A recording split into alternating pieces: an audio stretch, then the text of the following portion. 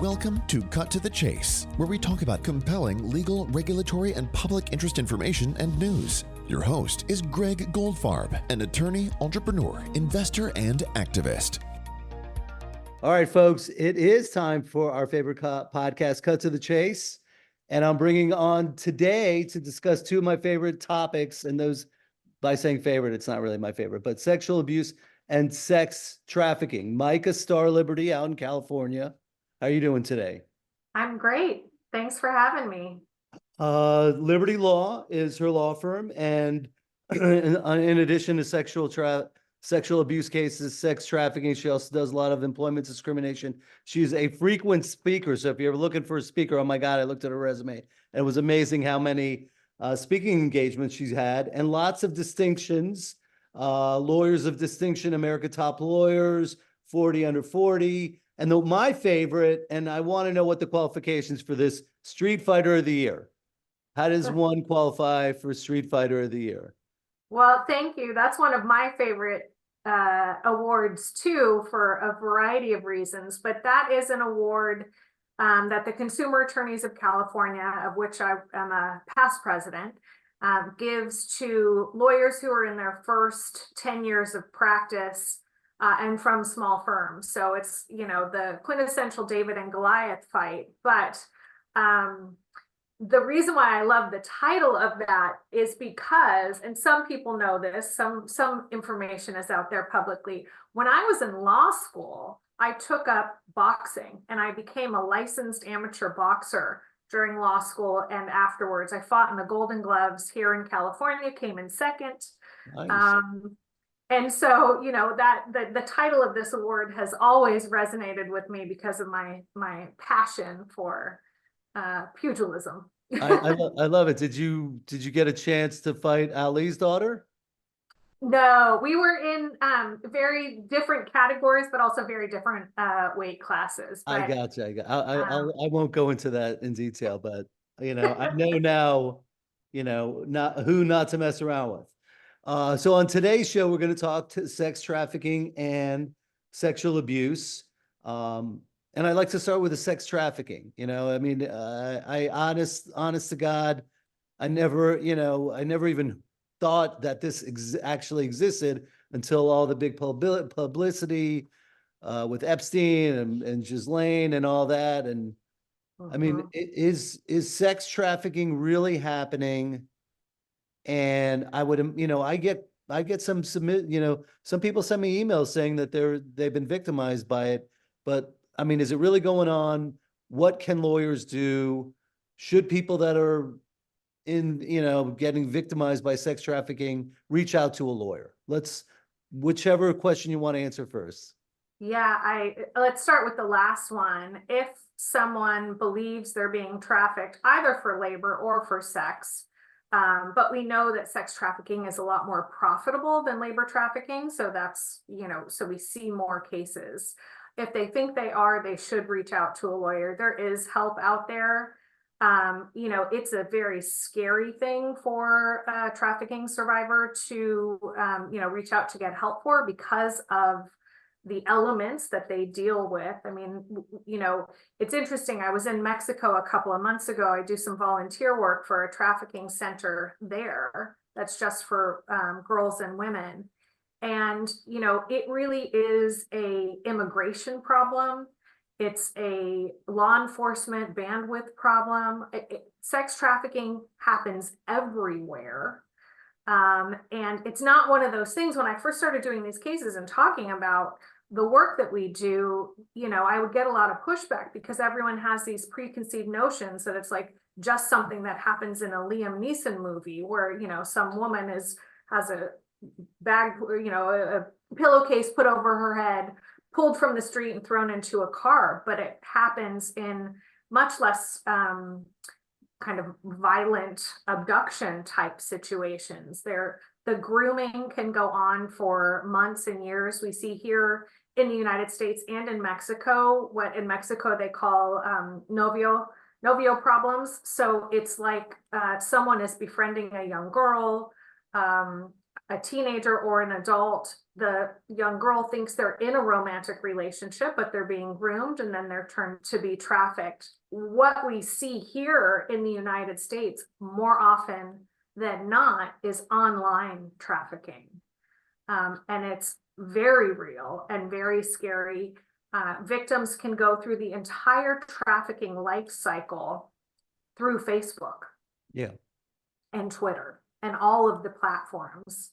So, I really try to spend as much time as I can talking to parents about how to keep their children safe online. Also, the gaming programs or applications, if you have the ability to communicate with someone else you don't know, you've got to bet that a percentage of those people are going to be perpetrators trying to communicate, befriend, groom, and then traffic children, either what we call CSAM, child sex abuse material, or physical trafficking.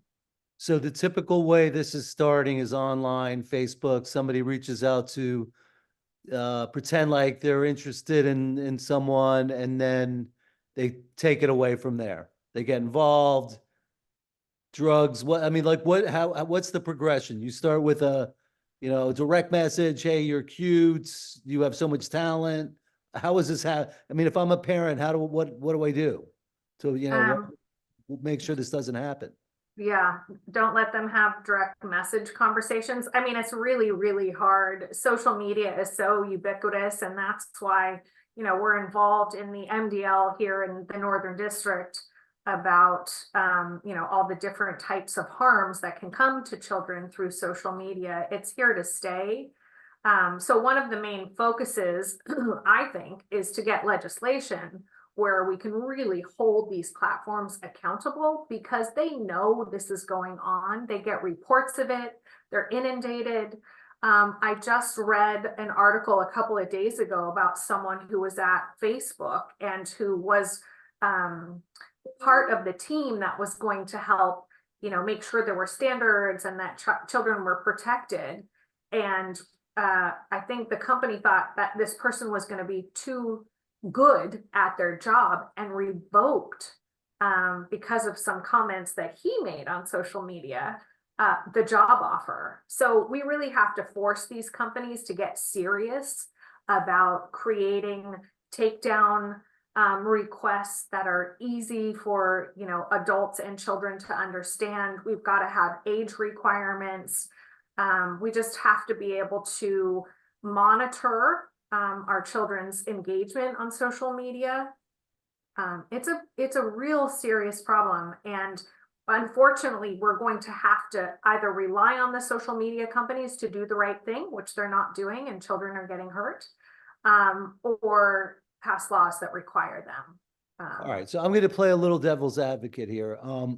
Facebook, what are they supposed to do? I've heard about the social media MDL litigation, and the algorithm, and you get addicted, and all these bad things happen, and they basically are forcing you to feel bad. Not forcing you, but you're like feeling bad, and you get this, that, and the other bad thing is happening to you. But what could Facebook be doing? Should they be monitoring communications between people that are using their messaging features? They should and can easily build algorithms that will identify problematic posts or problematic communications in their direct messaging. And what they've done instead is completely abdicate any responsibility. They have said, you know what, we're going to do end-to-end encryption. We don't know what's going on in there, but we're not responsible for it. All they're trying to do is limit liability in complete candor. But putting aside the claims of anxiety and depression, the addiction claims that we're seeing in the MDL, let's talk about what actually they have the power to do to stop trafficking. Because I understand, I don't agree with, but I understand some of the criticisms about like the product is not an addictive product or whatever. I think that the doctors and the psychiatrists and all the experts involved, have some good points that they're making. But what they can do is build algorithms that take down known hashtags, known search queries to seek child sexual abuse material and locations where you can purchase humans, where you can, engage in the trafficking cycle.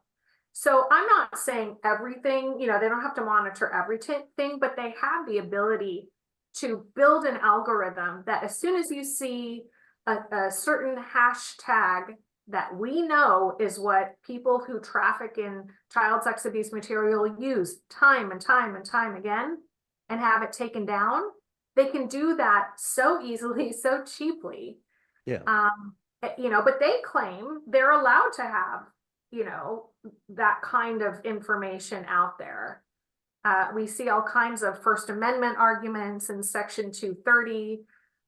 So, we need cleaner statutes for them to follow. The other thing I want to tell you is law enforcement is so overwhelmed because of how quickly and easy it is to upload child sexual abuse material. It is like every 4 or 5 seconds, a new piece of CSAM is uploaded to some platform. It is everywhere. Yeah. You won't find it because you're not looking for the things that you need to look for to find it. But these companies can. And because the government, the DOJ and the FBI are so inundated, they're really focusing on what are considered younger and younger victims. So it used to be that we would see if they were, 15 years old, you can't quite tell if they're 18 or under or whatever, they would ignore them. There's so many intakes they're doing. Now they're really focusing on children 3, 4 years old and under. Oh my God. That's what we're talking about. So this isn't like, some issue that's maybe, the product is giving some kids depression or whatever. We're talking about film footage of a crime of children being sexually assaulted. So go back to the hashtag. Give me an example of a hashtag. How does this play out? They just type in a hashtag and they figure out which potential victims are there?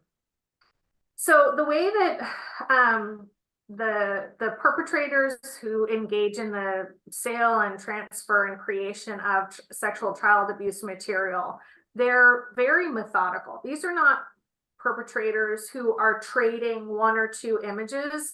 They're trading hundreds of thousands of images, 250,000 images in a link.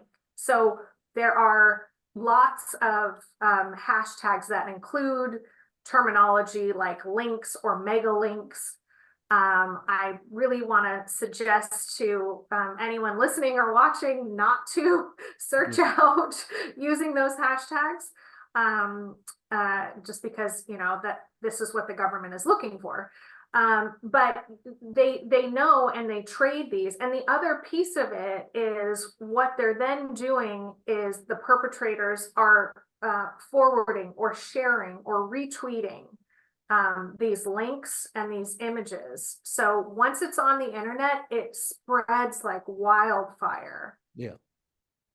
All right. So is this organized crime? Is this just individuals out there that have figured out how to make money doing this? Is it both? Well, they're not always, more often than not, they're not for sale. This is being shared for free because, there would be additional penalties and additional crimes if they were actually making money with the CSAM. This is just predators. The kind of natural programming of this type of predator is to really categorize and organize all of the images. It's kind of like part of the process for them, if you will. And that's why we see so many images that they've stored. And what we see is that this kind of predatory behavior can jump into real life off of the social media platforms because these predators get obsessed and they do what they can to find the victims of CSAM. and seek them out in real life. So there's real danger, not just the emotional trauma and harm, child knowing that, evidence of their rape at 6 years old, 7 years old is now being traded all over the internet. They have to live with that knowledge for the rest of their lives, if they can't get the social media platform to take it down. But there's also physical danger of some predator coming after them in person if they're able to identify them. All right. So the predator, I'm trying to figure out. So is the predator preying on a young girl for sex, or for sex and then videoing the sex and uploading it, making money off that? What's actually going on? They're not always making money off of that. Sometimes but yeah, they're either creating the CSAM material and then disseminating it, or they are receiving, and this is, CSAM crimes are like drug crimes. It's just the possession that can get you in trouble. So they're creating it and disseminating it, or they're in receipt of illegal child sexual abuse material. And who's making money are the social media platforms for the most part. Sometimes the children are, after they're physically abused and the imagery is created, sometimes they are then physically trafficked themselves. But kind of more often than not, it's just the images that are trafficked. But the social media platforms get data and engagement from all of these posts. So the predators are tweeting, and I had a case a while ago where there was an image that by the time it was uploaded until the time, I think it was like 3 or 4 days later that the victim saw it, it was shared like 175,000 times. Yeah. Wow. So, getting a lot of likes, a lot of engagement, a lot of shares, and that's how these social media platforms sell ad space, is, the engagement that they have. Yeah. So Wow. that's where the money is coming in more often than not. All right. So let's get in the weeds about the actual definition of trafficking. What constitutes trafficking? Well, it's the enticement and recruitment of another human being for the commercial purpose of selling them for sex or for labor. Yeah. All right. So, as an attorney, personal injury attorney, all right, a lot of times in these kind of criminal contexts, going after the criminal or the perp, what do you get? Where are you going with that? You can't find them. They don't have any money. They could be in Russia. Who knows what's going on? So what can you do on the legal end? Collectability is usually an issue. Certainly, that's always something that we look at as plaintiffs' attorneys. But you would be surprised. There are a lot of people who want to, if caught, and we have sufficiently pled our claims, which of course we do, there are a lot of people who will engage in negotiations. They may not have millions and millions of dollars, but whatever sum it is, getting an agreement from them to pay a little bit, to take things down, to destroy the information, to get law enforcement involved, with that criminal component. So we can make claims through the restitution process and directly through civil complaints. And so, yeah, I mean, it's whether it's sexual assaults, sexual abuse, or sex trafficking of images, there are always limitations, sadly, on what we can recover. But there are recoveries, and you would be surprised. People will engage in, a stipulated judgment and pay out over time. So the victims can get some sort of compensation for the harm that they suffered. All right. Is this this is a multi-part question, but it's all basically the same question. Is this only happening to minors? Is it only happening to females? is it only happening to those that are out of the United States? No. To all of those. Unfortunately. Well, I don't even know. But when we're talking about physical sex trafficking, it's women and children for the most part. Most of the children are girls, but not all. So, it doesn't matter. People are being trafficked in Beverly Hills, and they're being trafficked, on borders with our neighbors to the south. It can be anywhere, which is what's so scary. But women and children are primarily the victims. With labor trafficking, it depends on the type of labor. Again, a lot of women for domestic roles, brought to the United States with promises of some sort of job, and then their papers are taken and they're stuck working, crazy hours inside someone's house and being abused or whatever the situation is. But it happens to men, adult men, and it happens to young boys too, but the numbers aren't the same. Yeah. Has there been any, analysis about how widespread of a problem this is? Oh yeah. I mean, it has proliferated. Again, with the pandemic and everyone kind of coming inside and not being out as much, most of the trafficking, people go through the whole cycle online, but a lot of times they get to the point where they're being trafficked now. And that is, in real life, or IRL, as the kids say, where, the human is being enticed to go somewhere publicly to meet the person they think is their boyfriend, to whatever, some sort of outside meeting. And then they are so groomed at that point, they think they're getting themselves into a situation that's safe and comfortable, and really they're being trafficked. All right, so let's talk best practices and preventive measures for both the parent and maybe even like, the 15 or 16-year-old girl who's, thinks she's falling in love with, Keanu Reeves or whoever. What do you recommend? What do you recommend for the parents to do or tell their children to help their children avoid getting caught up in this?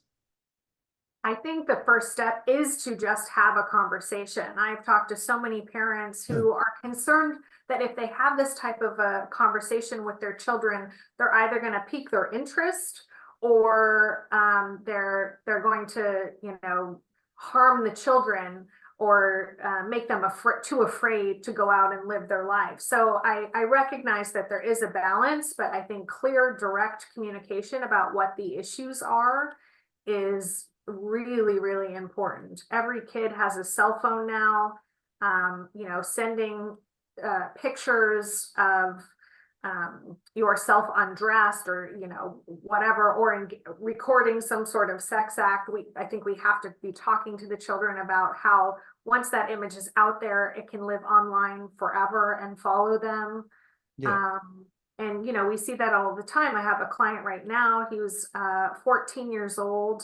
Also, like, prohibit them from having dating apps. So even though you're supposed to be over the age of 18, most of the dating apps don't have any sort of requirement that you take a picture of a driver's license or prove your age, really. So we're seeing 14, 15-year-olds on dating apps who are being sexually abused and assaulted, even after they tell the person that they, matched with their age. So really just open and honest conversations about the dangers, the dark side of social media. It can connect people, certainly, but it can also connect children to predators. All right. And so for the 13, 14, 15, 16, 17-year-old, 18-year-old, 19-year-old, what are the telltale signs that you are not falling in love with a legitimate suitor? I would, number one, it sounds like, if they're telling you to, snap a picture of yourself naked or doing some type of sexual act, but what other types of things are the typical telltale signs that, you know, you're not getting what you think you're getting? You know, any sort of request for you to cross a boundary line. So, you know, talking to your children about having boundaries related to their own sexual exploration. You know, like I said before, it is a fine line. These are teenagers, they have hormones, you know, they might be dating, but just helping them kind of figure out what they're comfortable with and how to really stick to those boundaries. And, you know, getting comfortable saying no. Yeah. A lot of what these novio situations are, these fake suitor types of cases, they will push the child, you know, beyond their boundaries, and then will suggest that, you know, but my friend so and so also really likes you, and it's okay with me if you hang out with him too, and then suggesting that, you know, some sort of sex act that's illegal can occur. It's part of the grooming process, and it's hard for teenagers to recognize signs of grooming, Yeah. and it's hard to get them to agree they've been groomed. I've worked with all kinds of clients who are teenagers, and when you have an adult perpetrator and a 15-year-old, and that perpetrator is telling them, we're in love, this is different, the rules don't apply to us because this is so special. Yeah. It takes a lot of counseling, and, you know, a lot of work to help them understand the impact. Do you feel like the immigration advocacy centers are fully aware of the problem? Partially aware, not aware? Most of them are fully aware of the Yeah. problem. You know, it is I think our government is not as involved as they should be. Obviously we have, you know, political issues, and it's kind of a hot potato in terms of who should be doing what at our borders. But we are seeing, you know, through the whole migration chain, as people come from Africa to South America, up through Central America, there is so much sexual violence that goes on. And, you know, I think we need to be doing a better job as we're intaking people when they cross into this country to get them the services and the help that they need as victims of sexual violence. Yeah, got you. So I want to end this segment of the show talking about legislation. I know bipartisan legislation, but you know, I have seen some bipartisan legislation in my lifetime. And I'd like to believe that maybe not on the border, but you know, beyond the border, maybe we can get something here. And what you said about the dating apps and the age requirement and forcing the dating apps to have a better screening process with the driver's license or whatever, sounds like a no-brainer. It does to me too. Is there any hope? I mean, we're talking state legislation, federal legislation. Well, there is some federal legislation that's floating around right now. You know, unfortunately, yeah, and I will say, I remember bipartisan times too. My first job out of law school was in the Clinton White House, and then I went to the Hill when Newt Gingrich was there, and we used to be able to get stuff done. Yeah. Sadly, I think those days are gone, but the good thing I will say is that both sides are somewhat skeptical about social media platforms and how much they are profiting from the engagement that they're getting. But you know, a lot of times what we have are well-meaning staffers who are writing legislation and balancing, you know, 80,000 other bills that they're trying to review and advise on. And they don't have a great understanding of how these cases are actually litigated. So there seems to be kind of universal opposition to Section 230 being, from the Communications Decency Act, being applied the way it's been applied. But I will tell you, tech has so much money, and there are so many lobbyists in DC every single day walking those halls. that it's really hard to get good stuff passed because they will come in and lobby against it. And it's, unfortunately, our political system is still ruled by money. We've gotten some good pieces of legislation passed here in California. There's another great bill that is pending, which is essentially like the state law equivalent of the federal bill, Masha's Law. And Masha's Law is what we rely on primarily to do these CSAM cases. But again, I joke that when a legislator calls me to tell me, oh, look, Google just signed on to this bill. And I think, oh, then this bill is terrible for us. This bill is terrible for survivors. If they're jumping on board, we've got to go back and take a look. They don't want any accountability. That's the bottom line. So we're going to need more courageous and effective legislation. All right. So, all right, that'll do it for this part of the show. That's all for this episode of Cut to the Chase. But before you go, will you open up your podcast app and give us a 5-star review? You can also leave a comment about what you liked most or other topics you'd like us to cover. And please be sure to subscribe so you don't miss any upcoming shows. Thanks, everybody. Be safe out there.